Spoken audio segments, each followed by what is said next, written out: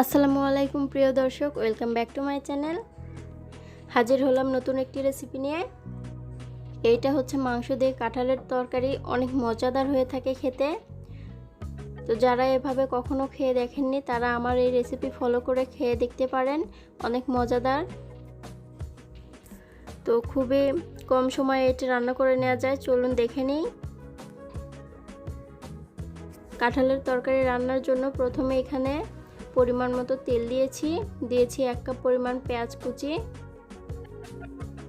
দিয়েছি, 2 টুকরো দারচিনি, 2টো তেজপাতা, বড় এলাচ, 4টি ছোট এলাচ, লং এবং গোলমরিচ সবগুলোকে ভালোভাবে একটু ভেজে লালচে করে নিয়েছি। তারপরে দিয়ে দিচ্ছি আদা বাটা, রসুন বাটা দুটো দিয়ে দিচ্ছি 1.5 টেবিল চামচ করে 3 টেবিল চামচ।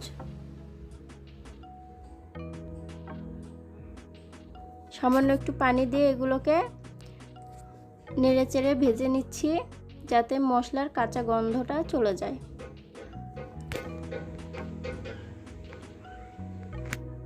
তারপরে এখানে দিয়ে দিচ্ছি হলুদের গুঁড়ি 1/2 টেবিল চামচ পরিমাণ, দিয়ে দিচ্ছি জিরা গুঁড়ি 1 টেবিল চামচ পরিমাণ। এখন আমি দিয়ে দিব লাল মরিচের গুঁড়ি, ঝালটা যে যেমন খেতে চান তেমন দিয়ে নেবেন। আমি এখানে 2 টেবিল চামচ পরিমাণ দিয়েছি।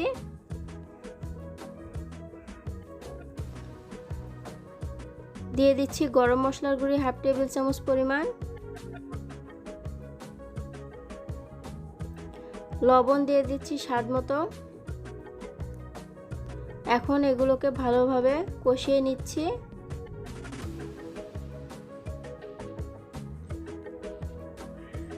সামান্য একটু পানি দিচ্ছি যাতে মশলাটা পুড়ে না যায়।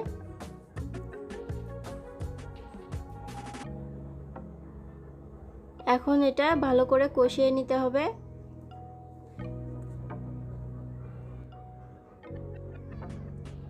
আমার মশলাটা কষানো শেষ। এখানে দিয়ে দিচ্ছি 1 কেজি পরিমাণ গরুর মাংস। মাংসগুলোকে আমি ছোট সাইজ করে কেটে নিয়েছি।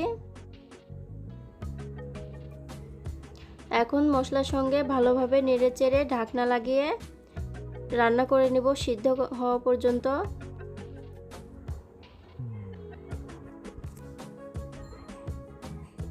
যারা আমার চ্যানেলে নতুন আছেন তারা অবশ্যই চ্যানেলটিকে সাবস্ক্রাইব করে দিবেন এবং পাশে থাকা বেল আইকনটি অল অপশনে প্রেস করে দিবেন। আর যারা অলরেডি চ্যানেলটিকে সাবস্ক্রাইব করে আমার পাশে আছেন তাদেরকে অসংখ্য ধন্যবাদ। লাইক, শেয়ার এবং কমেন্ট করতে ভুলবেন না। তো ভিউয়ার্স, এই যে দেখুন মাংসটা আমার সিদ্ধ হয়ে এসেছে। এটা আমি 40 মিনিটের মতো রান্না করে নিয়েছি। এখন এর ভিতরে আমি কাঁঠালগুলো দিয়ে দিচ্ছি। দেখুন আমি এখানে এই যে দেখুন আমি কাঁঠালগুলোকে ছোট সাইজ করে কেটে নিয়েছি। 2টো আলু কেটে দিয়েছি কিউব করে। আর এই কাঁঠালের তরকারি রান্নার জন্য কিন্তু ছোট কাঁঠাল দিয়ে রান্না করলে ভালো লাগবে না, এটার জন্য বড় কাঁঠালই প্রয়োজন।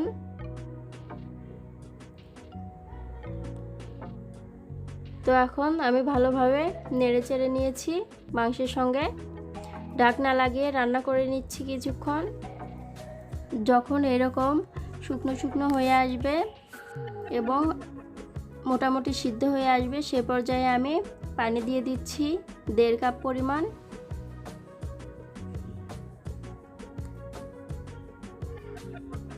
এখন ভালোভাবে নেড়েচেড়ে রান্না করে নিচ্ছি কিছুক্ষণ।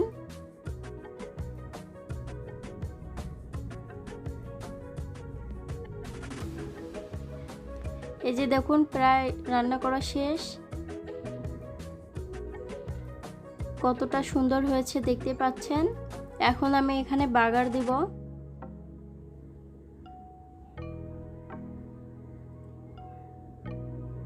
তো এই তরকারিটা একটু মাখা মাখাই হবে। এখন এটা নামিয়ে রাখছি।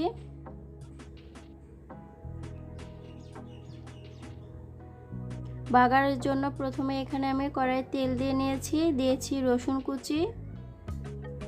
রসুনটাকে হালকা লালচে করে ভেজে নেওয়ার পরে পেঁয়াজ কুচি দিয়ে দিচ্ছি।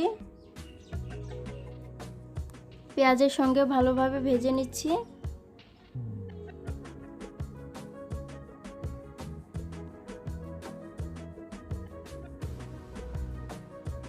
হালকা ভেজে নেওয়ার পরে এখানে আমি দিয়ে দিব 5 ফোড়ন,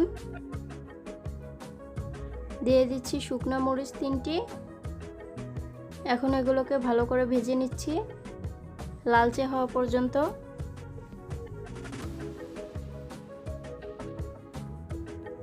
এই যে এটা আমার ভেজে নেওয়া হয়ে গেছে। এখন আমি এটা কাঁঠালের উপরে দিয়ে দিচ্ছি, সেই তরকারিটির উপর ঢেলে দিলাম।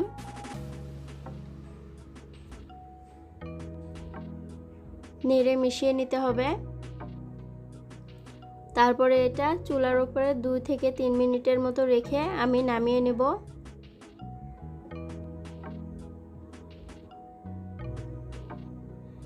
এখন 2 থেকে 3 মিনিট পর এখানে আমি ভাজা জিরা গুঁড়ি ছিটিয়ে দিচ্ছি। আমার তরকারিটি পুরোপুরি কমপ্লিট হয়ে গেছে। গরম গরম ভাতের সঙ্গে অনেক মজার হয় খেতে। যারা এখনো এভাবে ট্রাই করে দেখেননি অবশ্যই একবার হলেও ট্রাই করে দেখবেন, ভালো লাগবে আপনাদের কাছে। আজ এখানেই বিদায় নিচ্ছি। আল্লাহ হাফেজ।